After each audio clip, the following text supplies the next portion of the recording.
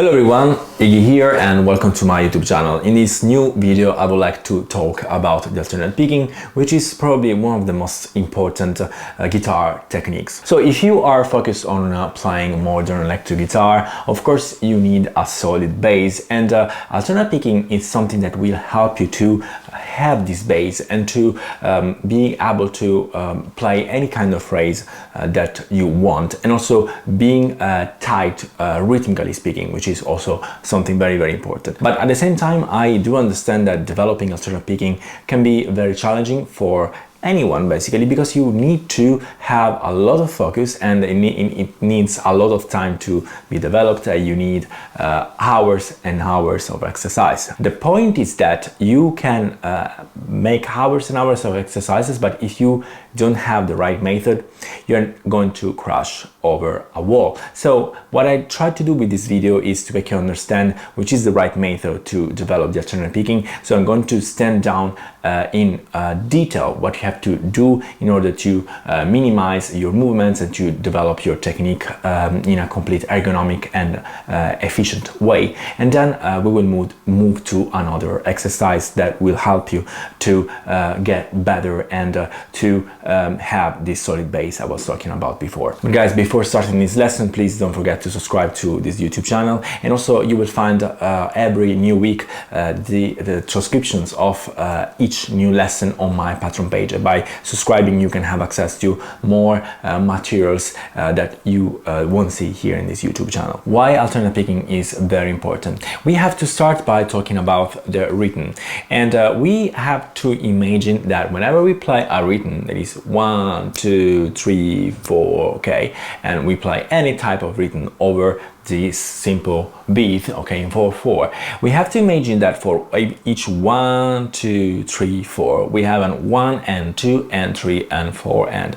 okay, so we have all the quarters that are actually let's say decomposed in eighths, and in the eighths there is the alternate picking techniques. Whenever you have all the quarters, so you have 1, 2, 3, 4, you have for each quarter 2 8, and for each 8 you have to imagine that you have a 1 and 2 and 3 and 4 and. So this gives you the basics to understand how the alternate picking works, because on the strong movement you have to play a downstroke, and on the weak movement you have to play an upstroke. So it's going to be 1 and 2 and 3 and 4 and, okay, so that's the main point of alternate picking. And of course you can double this this concept, so it's going to be 1 and 2 and 3 and 4 and, so in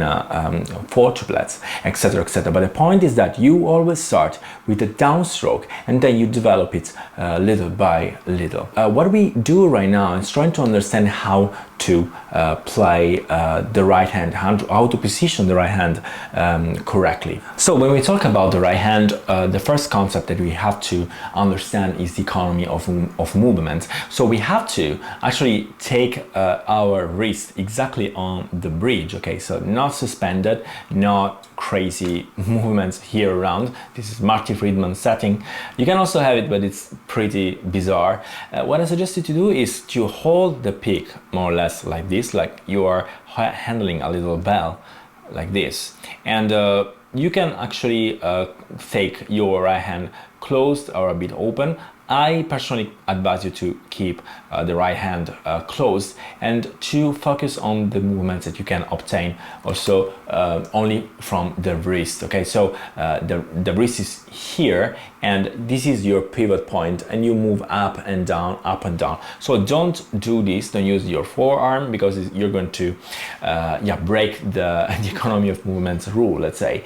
So you have to focus mostly on this type of movement, so on down, up, down, up, down, up, okay, nothing more than that. So there are many variations to that. There are so many different settings, okay. Michelangelo Baccio does that, Pat Metheny does something like that, Steve Morse does something like that, if I remember well. Marty Friedman uses it like this.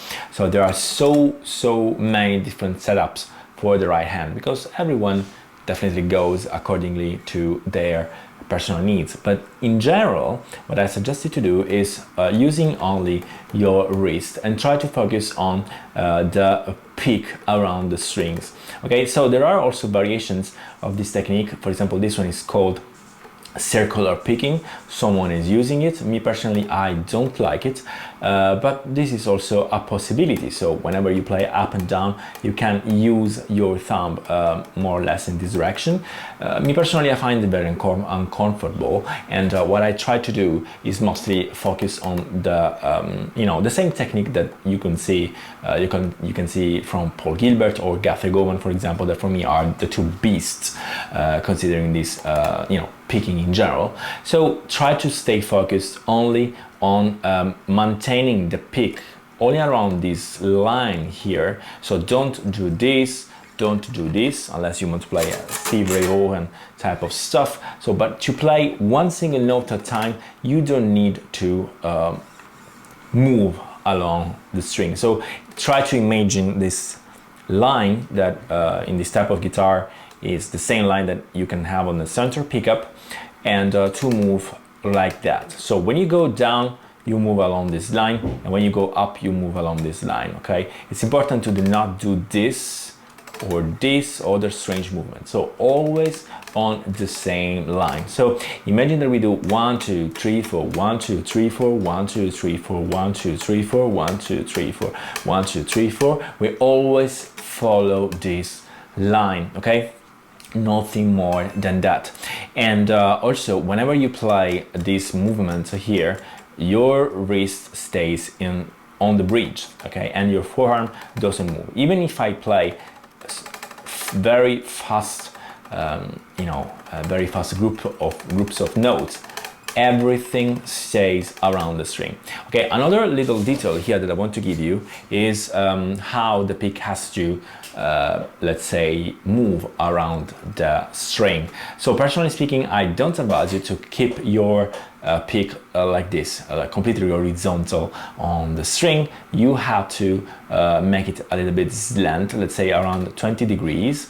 Okay, so you have to follow the natural position of your thumb. So the pick doesn't have to stay stuck in the strings like this, but you have to make it a bit slant, so you can attack the string more on the angle, a little bit on the angle. But anyway, try to focus mostly on the point of the pick, so you don't have to overdo this, going too down, let's say, on the contact with the string, but try to mostly staying around the point of the pick. Okay, so little small movements, but very fast and lethal. Okay, another very important subject is the position of the left hand. The concept of economy of movements applies also here. So whenever you try to use your left hand, you have to imagine that you are trying to minimize the movement. So whenever you try to synchronize the left hand with the right hand, you have to avoid as much as possible to raise too much your fingers like this, because this will be absolutely let's say not comfortable for the speed in particular. So you have to focus mostly on movements that are very small and very concentrate along the string. So try to stay as close as possible to the string. So the more you minimize the movements, the more you will acquire groove, speed and accuracy. So if you play a very short sequence of 1 2 3 4 like this,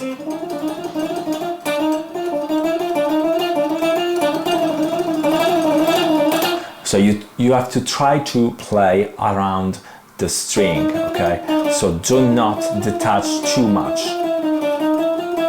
This will destroy completely your speed and your accuracy. And at the same time, what I suggest you is to try to stay as much as possible relaxed. Okay, so it's not about being in tension. Okay, but it's all about relaxing.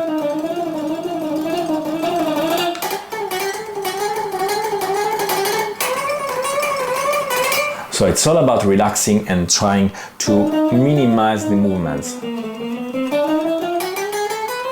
Okay, and also if you minimize the movements, you will have a very good improvement on what it is, the clarity of the notes, because each note must be clear and easy to understand. Of course, if you are just fast but you are not clear enough, then notes won't be easy, let's say, to be understood. So what you want to do is minimize the movements and also have every note very, very clear. This is the reason why I suggested to start very, very slow and then progress little by little. So guys, now that we understood how to put together the left hand and the right hand, I have an exercise for you, and you can find the transcriptions on my Patreon page.